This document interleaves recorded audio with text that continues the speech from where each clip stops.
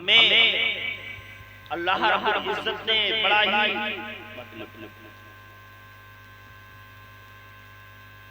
अपने हबीब पाक मोहम्मद मुस्तफा सल्लल्लाहु अलैहि वसल्लम के वसीले से हमें चाहिए अपने परिवारों में एक दूसरे से मोहब्बत करें, बहनों से, अपने परिवार से, अपनी माँ से, अपनी बीवी से, सबसे मोहब्बत करें। मेरे नबी का किरदार देखिए। एक रोज अल्लाह के नबी सल्लल्लाहु अलैहि वसल्लम अपने हुजरा मुबारक में तशरीफ फरमाए। पास में आपकी शरीक हयात हजरत आयशा सिद्दीका रज़ियल्लाहु ताला अन्हा भी तशरीफ फरमाए। शौहर और बीवी दोनों लोग। अब मैं जो बात बता रहा हूँ औरतें ये ना सोचें कि हमारा बहुत बड़ा दर्जा है, शौहर का उससे भी बड़ा। मैं दोनों बातें बताऊंगा, पहले ये बता दूं हदीस से। हज़रत आयशा सिद्दीका रज़ियल्लाहु ताला अन्हा आपके पास मौजूद है, क्योंकि शौहर को कैसे अपनी बीवी से मोहब्बत करनी चाहिए, दिलजोई करना चाहिए, हमें अपने आका सल्लल्लाहु अलैहि वसल्लम की जिंदगी का मुताला करना चाहिए। जी वाह। आप तशरीफ फरमाए। मेरे आका सल्लल्लाहु अलैहि वसल्लम ने आयशा सिद्दीका के अपने सरे मुबारक पर, आपके सरे मुबारक पर अपना दस्त शफ़क़त रखा और इरशाद फरमाया, ऐ आयशा, आज तुम जो मांगोगी वो तुम्हें दे दिया जाएगा। सुभान अल्लाह। किसने कहा? मेरे आका सल्लल्लाहु अलैहि वसल्लम। हज़रत आयशा सिद्दीका रज़ियल्लाहु ताला अन्हा बारगाह रिसालत में खड़ी हैं और एक शौहर अपनी बीवी से कह रहे हैं, ऐ आयशा, आज तुम जो चाहो मांग लो वो तुम्हें दे दिया जाएगा। अब आयशा चेहरा मुस्तफा को देख रही है। इतना सुनते ही आंखों में आंसू आ गए।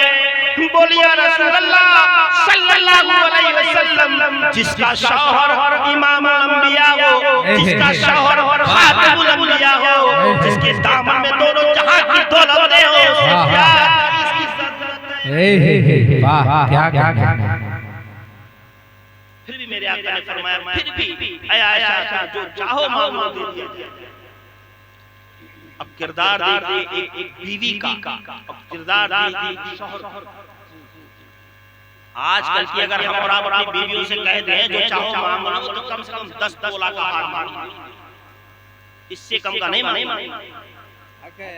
लेकिन आयशा की जिंदगी को देखिए कि जिसने शौहर की अज़मत को भी बता दिया और अपने वालिद की अज़मत को भी बयान कर दिया। वाह। इतना सुनने के बाद बोली, या रसूल अल्लाह सल्लल्लाहु अलैहि वसल्लम, अगर इजाजत हो तो मैं अपने वालिद से पूछ लूं कि आपसे मांगूं तो क्या मांगूं। अल्लाह अकबर। एक बाप की तरबियत देखिए, तरबियत। क्या कोई है जो अपने शौहर से ये कहे कि अपने वालिद से पूछ लूं कि क्या मांगूं।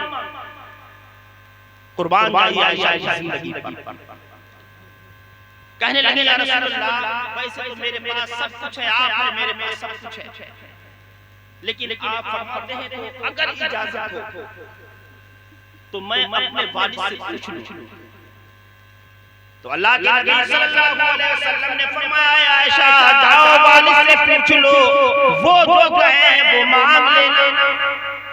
अलगर्ज आप अपने वालिद के पास पहुंच गए, पूरा वाक़या बयान कर दिया, पूरी बात बताई। तो आपके वालिद साहब ने फरमाया, बेटा तुम अपने शौहर यानी प्यारे आका मोहम्मद मुस्तफा सल्लल्लाहु अलैहि वसल्लम की बारगाह में अर्ज करना, या रसूल अल्लाह, शबे मेराज में जो परवरदिगार आलम से बातें हुई थी, उन बातों में से कोई एक बात बता दीजिए। अल्लाह अकबर।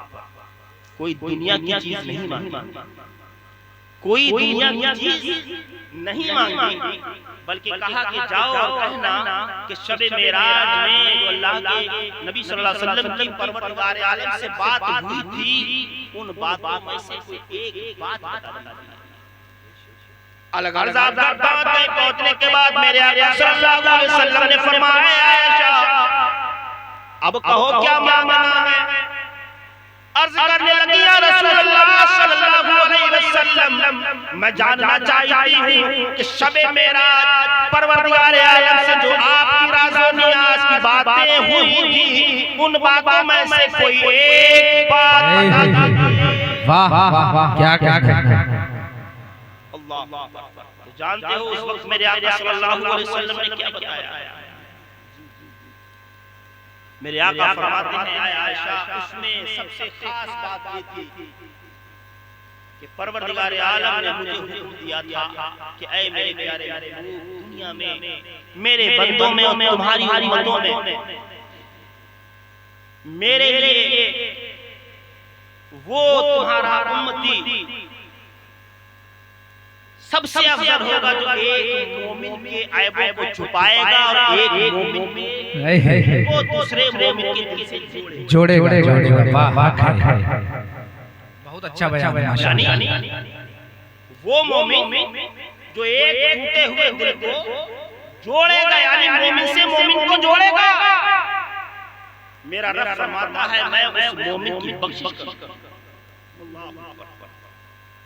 इतना सुनते ही आयशा की आंखों में आंसू आ गए। मेरे आका सल्लल्लाहु अलैहि वसल्लम ने फरमाया, आयशा ये रोने की वजह क्या? ये तो बहुत अच्छी बात। अर्ज करने लगी, या रसूलल्लाह सल्लल्लाहु अलैहि वसल्लम, ये तो बहुत अच्छी बात है कि परवरदिगार आलम आपकी उम्मत के गुनाहों को माफ करेगा। जो मोमिन एक मोमिन से मोहब्बत करेगा, जो एक मोमिन दूसरे मोमिन के दिल को जोड़ेगा, जो मोमिन मोहल्ले में एक दूसरे की सुलह कराएगा। हजरत आयशा की आंखों में आंसू आ गए। बोली, या रसूलल्लाह मेरी आंखों में आंसू इसलिए आया है कि मैंने इसके उल्टे पे नजर डाली है। न जाने कितने ऐसे उम्मती होंगे जो मोहल्लों में एक दूसरे से लड़ाई झगड़े कराए। कितने लोग मोहल्ले में जो इसकी और उसकी सबकी लड़ाई करवाते घूमते हैं, शैतान की तरह घूमते हैं। वो मेरे आका जो दिल को जोड़ेगा उसके लिए जन्नत है, तो जाहिर सी बात है जो दिल को तोड़ेगा उसके लिए जहन्नम है। अल्लाह, तो हम भटक गए, हमने अपने रास्ते को बदल दिया है, तरीक़ाए मुस्तफा को छोड़ दिया है। हमें चाहिए कि जिंदगी का मुताला करें कि हम क्या है। अब मैं अपने मौजू पर आता हूं कि ये जलसा एक अल्लाह के वली की मोहब्बत में सजाया गया। हजरत रस्तान शामिया रज़ियल्लाहु तआला अन्हु की अक़ीदत, अल्लाह ताला ज़ाकिर भाई की इस मोहब्बत को कबूल फरमाए। बात है अल्लाह परवरदिगार आलम कुरान मुक़द्दस में ऐलान फरमाता है, या अय्युहल्लज़ीना आमनुत्तक़ुल्लाह, ऐ ईमान वालों अल्लाह से डर कर।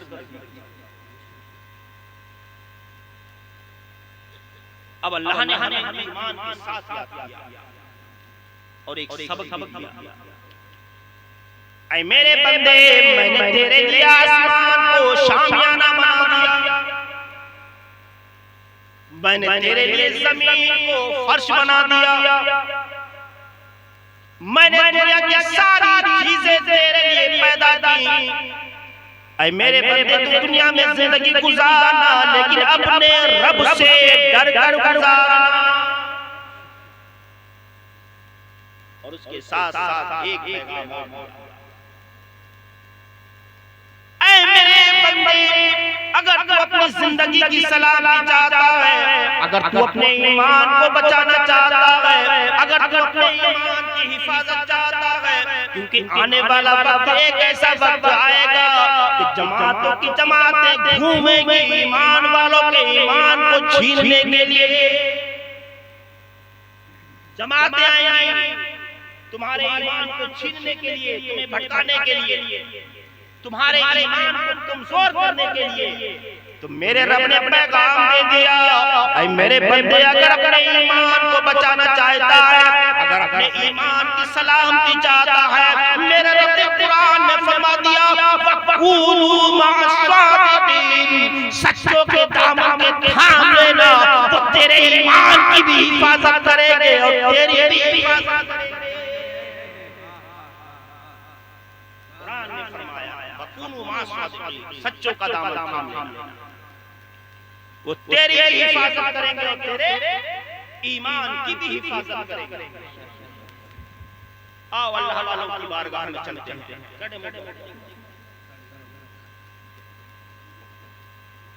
अल्लाह वालों को परवरदिगार आलम ने बहुत बड़ा मर्तबा और बड़ी अज़मत, बड़ी ताकत दी है।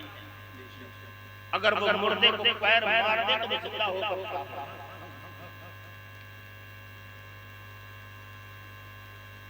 एक औरत रोती हुई सैयदना गौसे आज़म की बारगाह में आई। बोलिए शेख अब्दुल कादिर जिलानी, मेरा एक बेटा था, वही मेरा नूरे नजर था, वही मेरी जिंदगी का सुकून था, वही मेरा सहारा था। आज कई रोज हो गए, आखिरी बात है, उसके बाद सलात व सलाम। अब मामला तिक्र हो रहा है, क्योंकि 12 बजे के बाद जो है वो आंखें बंद हो जाती हैं और मुंह खुल जाता है। आई समझ? तो वो मैं समझ रहा हूँ पहले मुंह ना खुल पाए तो बेहतर है, क्योंकि नींद जब गलबा करने लगती है तो कुछ समझ में नहीं आता है। एक आलिम साहब तकरीर कर रहे थे, वक्त 12 बजे के करीब था, तो बार-बार चिल्ला रहे थे ब्याज खाना हराम, ब्याज खाना हराम। एक साहब नींद में थे, घर पहुंचे, सारा प्याज फेंक दिया। घर वाले चिल्लाने लगे, भाई क्या मामला है, क्या कर रहे हो? बोले रात इमाम साहब तकरीर कर रहे थे, प्याज खाना हराम। तो मैं ये नहीं चाहता भैया जो दिमाग काम करना छोड़ दे, इससे बेहतर है वक्त से ही मामला तमाम, और सबक भी उतना ही देना चाहिए जितना याद। ज्यादा सबक हो जाए तो कुछ समझ में नहीं आती भैया, फिर याद ही नहीं रहता। खैर भाई साहब, ये अगर चाय थोड़ी देर 10 मिनट कर दीजिए, उसके बाद बुरा मत मानना मेरे भाई, चाय फिर मिल जाएगी इंशाअल्लाह। हुसूल बरकत के लिए दुरूद पाक पढ़ा, अल्लाहुम्मा सल्ली अला सय्यिदना व मौलाना मुहम्मद सल्लल्लाहु अलैहि वसल्लम। एक फरमाइश थी हुजूर मस्तान सामिया के ताल्लुक से, कहा था कि चंद अशआर पढ़ देना, तो सिर्फ उसके बाद बात पढ़ाऊंगा। समाधान कोई दुखिया पुकारे, वाह वाह, कोई दुखिया पुकारे, हाल रो सुनाए, कोई दुखिया पुकारे, हाल रो सुनाए, मोरी बिनती सुनो सरकार, लाज रख लेना मस्ताना मियां, लाज रख लेना मस्ताना मियां।